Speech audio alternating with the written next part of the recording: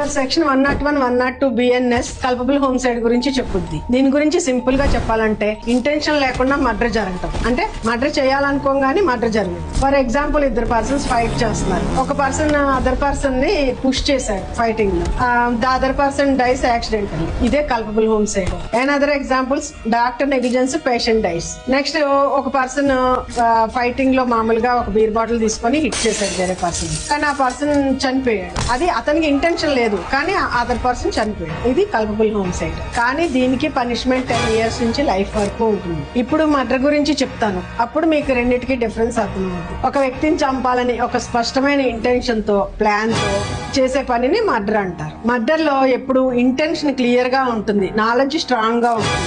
Act directly aim at killing. For example, చంపాలనే ఉద్దేశంతో కత్తితో చెస్ట్ లో పొడవటం, పాయిజన్ ఇవ్వటం, తర్వాత గట్టిగా ప్లాన్ వేసుకొని చంపటం, పగ తీర్చుకోవాలని చంపటం. Punishment death penalty or life imprisonment. Every murder is culpable homicide, but every culpable homicide is not murder. అందుకని ఏదైనా మర్డరే అవుతుంది కాబట్టి ఒక గొడవ వచ్చినప్పుడు మీరు కంట్రోల్లో ఉండండి, కొంచెం కంట్రోల్ చేసుకోండి. లేకపోతే పనిష్మెంట్, జైలు, ఇదంతా లైఫ్ స్పాయిల్ అయిపోతుంది. మరిన్ని అప్డేట్స్ కోసం యూట్యూబ్ ఛానల్ ని సబ్స్క్రైబ్ చేయండి, ఇన్స్టాని ఫాలో చేయండి.